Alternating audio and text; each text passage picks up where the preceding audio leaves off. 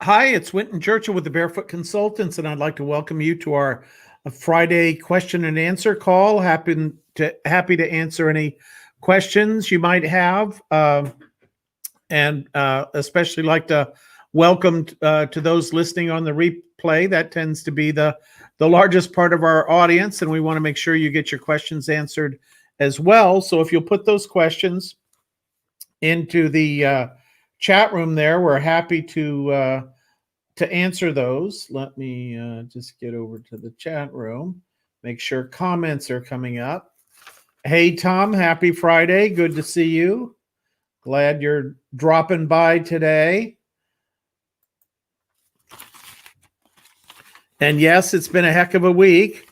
We're in week 2 now of our election. So always an interesting situation. Never experienced this, I don't think. I guess maybe with Al Gore back in a few years ago, but not recently. And wow, lots of uncertainty floating around out there.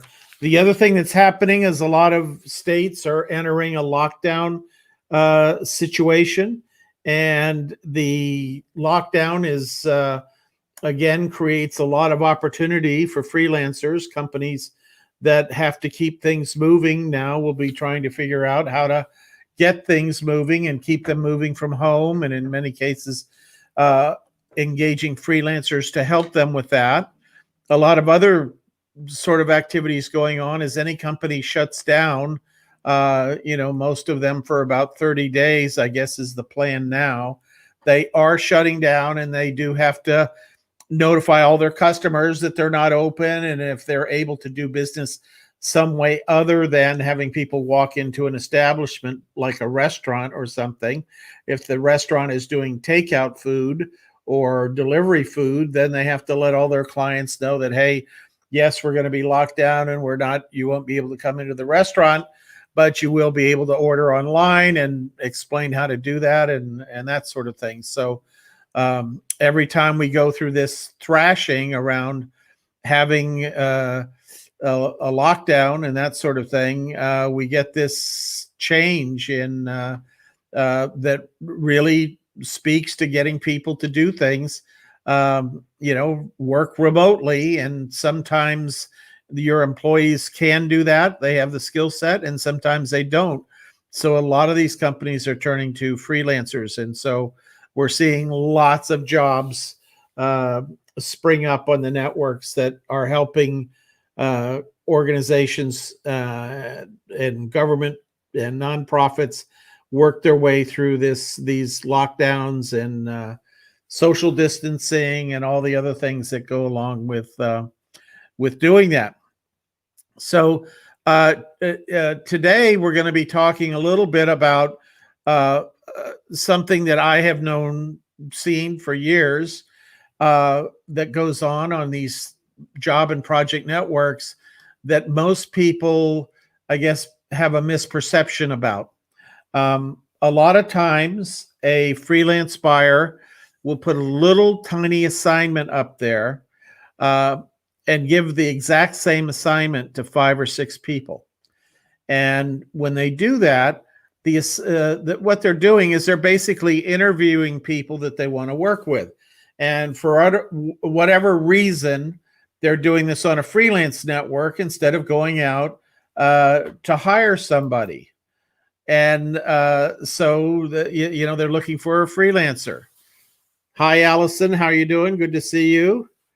And so what they want to do is they want each of those 5 people to do the exact same job. And usually it involves submitting something. It might be submitting an article. There's Randy coming in. Good to see you, Randy. And then they look at the job, writing sample. It might be an example of proofreading. It might be an example of a PowerPoint presentation. It might be writing a short script for a customer service call, explaining that a restaurant was closing or that kind of thing. Lots of different ways that can show up, but it really speaks to the quality of work that you do.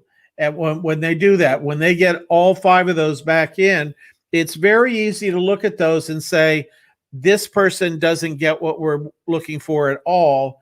And this person completely understands exactly what we're looking for.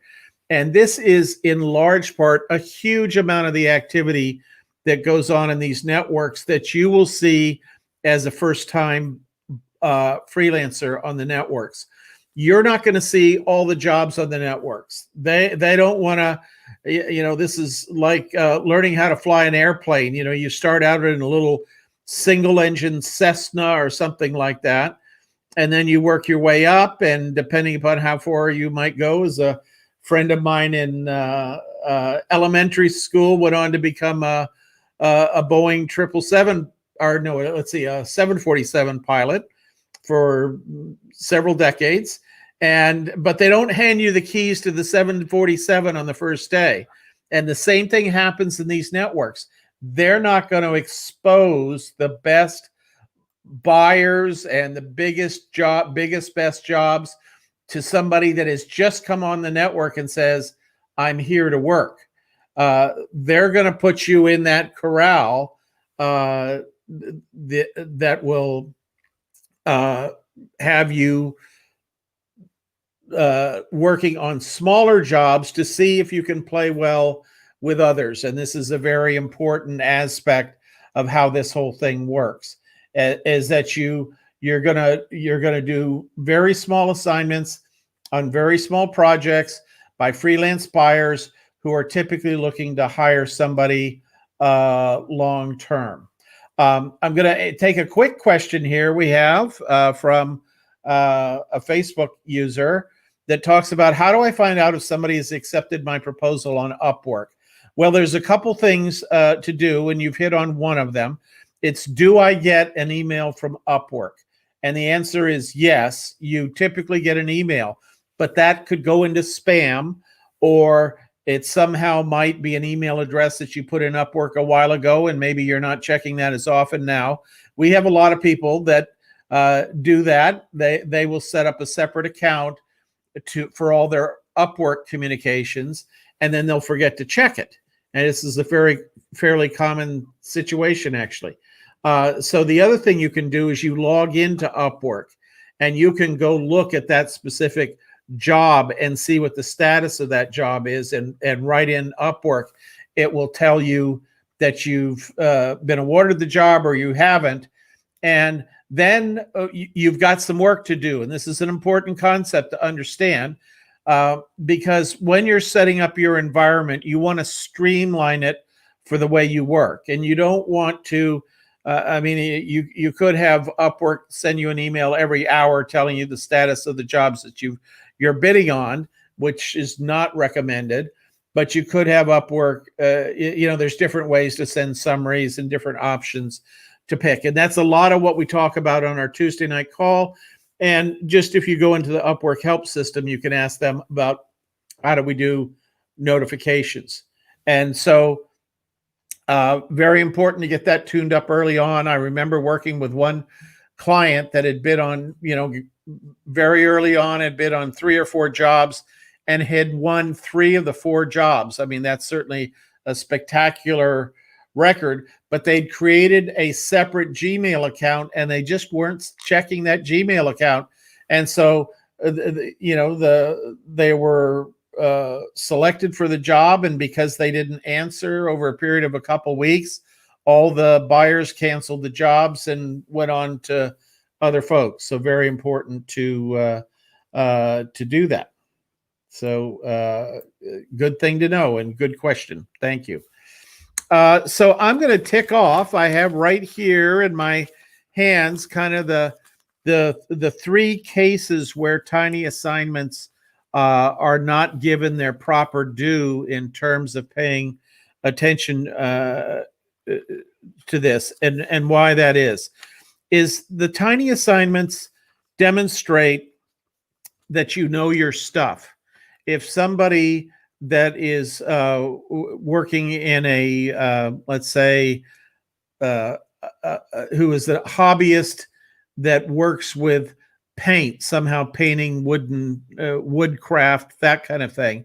If they ask you to write a short article or make a 5-slide PowerPoint presentation to explain a topic, and it comes back, they can tell whether you know anything about that or not. It's reflective in your work. In consulting, we would call this work product. And this is an important concept to get as you move into the world of freelancing, is that the work you do typically turns into a product of some kind. The product might be a Microsoft Word document, it might be a PDF document, it might be a PowerPoint file, it might be a recording of one kind or another, a video or audio, depending upon what the nature of the job is.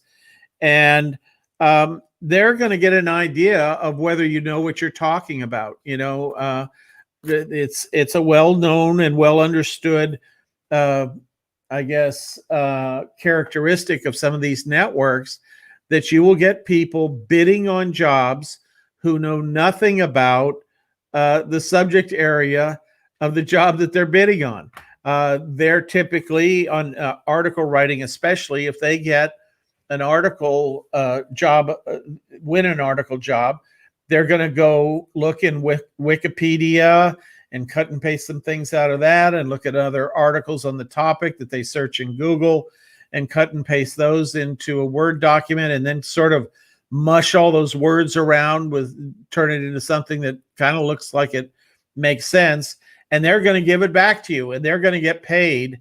And they do that on the strategy and with the idea that if they never see you again, at least they were able to cram $25 or $50 into their pocket, and they're happy. And those people are out there. And so that's why it's so important, when you have knowledge about a topic and you see a job that you can do, that you do that job and you make it happen and you give it your best, because those people are going to be looking at this one really crappy job over here, and they're going to look at yours that is really reflects a knowledge of their subject area, and that's going to be very important to them. When I interview freelance buyers, the number one thing that I hear from them is when they hire a freelancer, they want somebody that knows a little bit about what they're doing. And that little bit could be in the skill area, but usually it's in the what we would call the domain of knowledge area. The domain of knowledge is a very important aspect to this, is that if you're writing something for the local drugstore that they're going to put in a pamphlet or something like that, you want to be and you were a pharmacist and you understand that environment, or you managed a pharmacy or a drugstore or what have you. You know what that is all about, and whatever you prepared speaks to that. So that's the first thing that it does, is it shows that you know your stuff. And that's why we recommend that you never bid on a job where you don't have an overlapping domain of knowledge, something, not just the skill, but some domain of knowledge. The job has to say, hey, we're a retail florist, and we're looking for somebody to write an article on gift giving through the holidays using flowers, and that interest in flowers or previous experience in a florist shop or one of those kinds of things is very desirable in that particular situation. So that's what we're looking for there. The second thing that we're looking for is it shows that you know how to work with a buyer.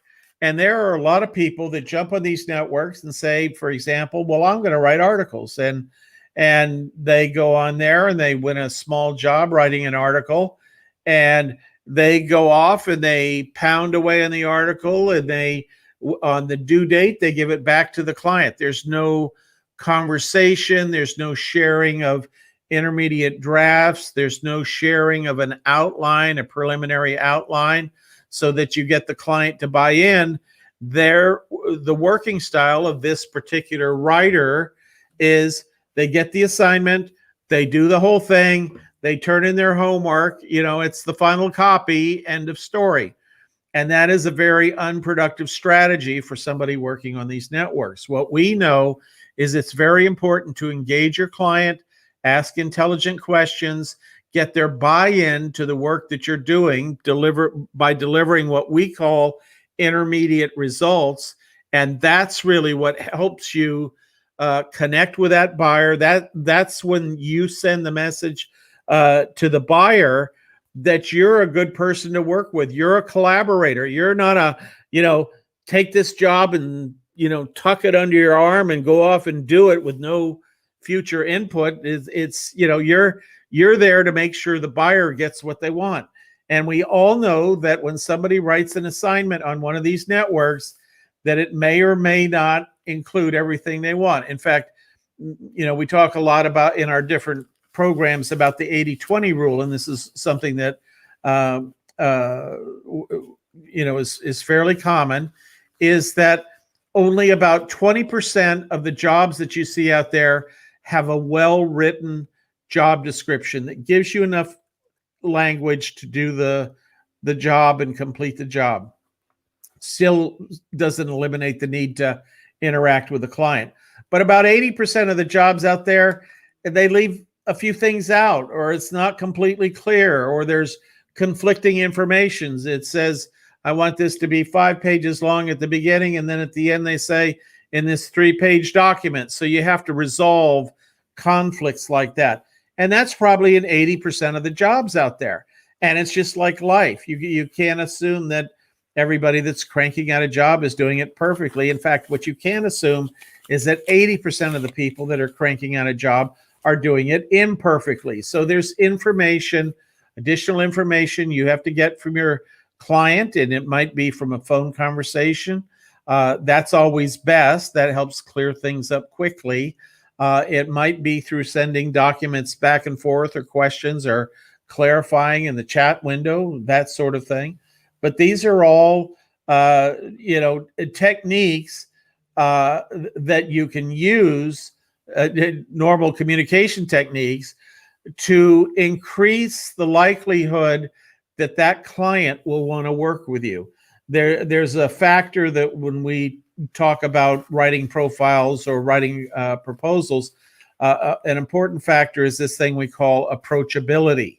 And if a buyer feels like, they don't want to pick up the phone and call you, or they don't want to send you an email because there's always a mismatch or a disconnect, they will tend not to do work with you on an ongoing basis. And, I had people that have come through our program that said, well, I sent them everything, but I never heard from them again. I said, well, did you reach out to them in any way? And they said, no, I really didn't think about that. Well, as the person receiving the money for doing the work, it's important that you take 100% of the responsibility for maintaining a flow of communication there. It's your job. The freelance buyer doesn't know whether their instructions are clear or they're not clear, or whatever they are, and very important to take 100% of the responsibility for that communication. And, every once in a while, somebody will give me a little argument about, well, it's a 50-50 thing and that sort of thing. And no, if you want to get paid and you want to continue working with that client, that burden of communication and making sure things are clear, and making sure that that client gets the absolute best work you can give them that fits their needs, that is 100% on you. And so very important to maintain that. And it's important to maintain that on the little jobs. And I remember somebody saying, oh, well, it's just a little $25 article writing job. It's a trial job, and I'm not going to spend a whole lot of time calling the client and trying to clarify these few points. I'm just going to write it, and if they don't like it, they can come back and say, hey, change this, change that. And that is completely the wrong attitude to have. The attitude you want to have is, I want to send that client an intermediate outline. I want to hear that that's the kind of flow they're looking for in the article. I want to send them, an opening sentence or two to make sure I'm starting off on the right foot correctly with this. I want to send them the conclusion to the article, so I'm making the conclusion that fits into the overall process that they're trying to piece together there. So very important to do that. So let's see. The other thing is, the third thing is the way you deliver the document clearly demonstrates your professionalism.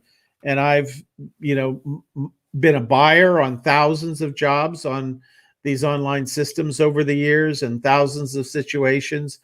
And the material that you get handed in as completion of the job varies.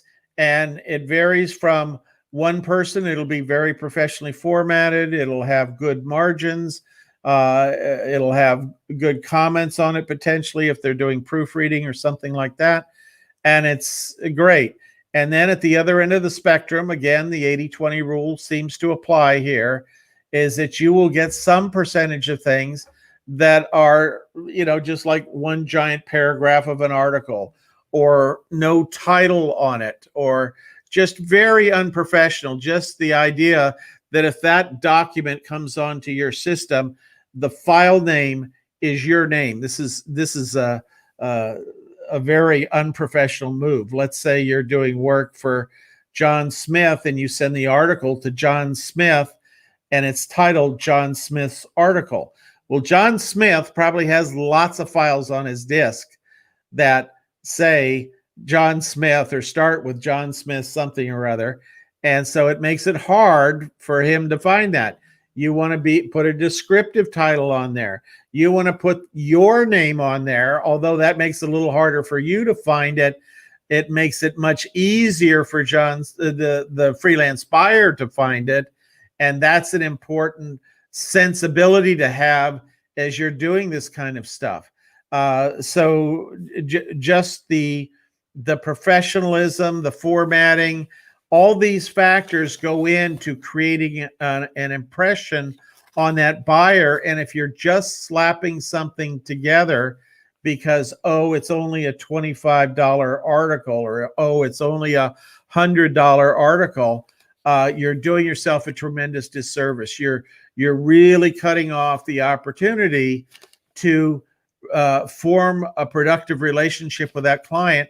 And you may be walking away from thousands of dollars at that very moment because you equated the $25 you were getting paid to do that sample, what we call audition job.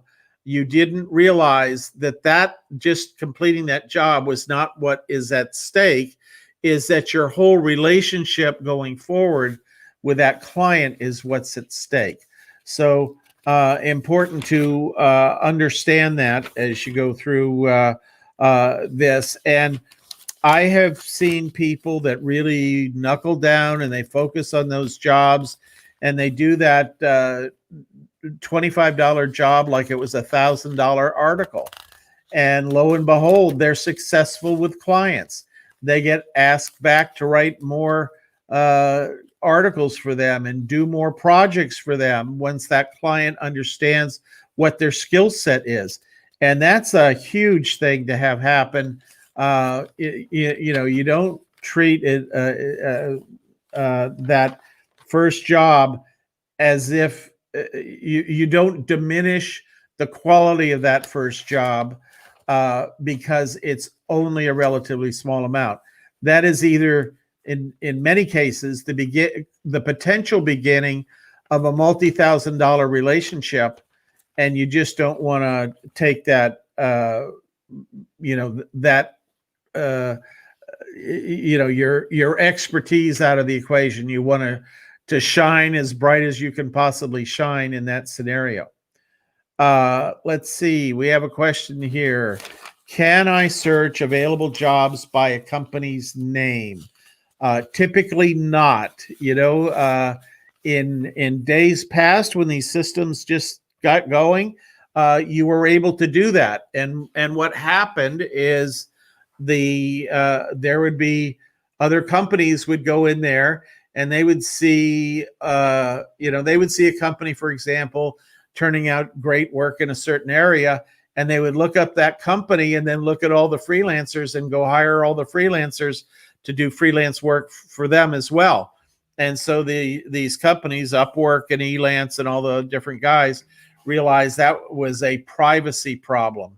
And they've all gotten a whole lot smarter on the privacy thing over the last few years. So typically, you're not going to be able to discern a company, search on a company's name. Now, there are freelancers that work in these systems as agencies, and some of those agencies have names. So you can look up agency names, but that's like hiring an advertising sort of thing. Here's another question. Does Upwork send a 1099? No, they don't send a 1099. They do report your income, because when you sign up for Upwork, you do have to put in your tax ID, and that might be your personal tax ID, or it could be your corporate tax ID, or the tax ID for your LLC, or whatever form your business is. All that is reported, and then you have a report that you could run very simply in Upwork now that reports all your income for the entire year. And that's what you would typically use to determine your taxes. Most people would take that and give it to their accountant and have them incorporate that into their tax return. And that's one of the great things about working on these networks. If you'll talk to a freelancer that's worked on PayPal, and they have all kinds of stuff going through PayPal. This is just your income. So it's very easy to pull all that out. It comes out in an electronic form, so it's a spreadsheet. So it could be easily entered into your information there. So very good. Other questions?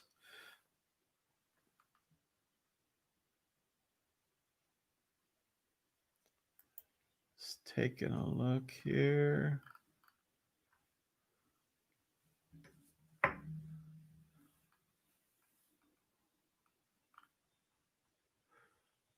Alrighty, I'm not seeing any other questions right now, so we'll go ahead and sign off unless something drops in here at the last moment.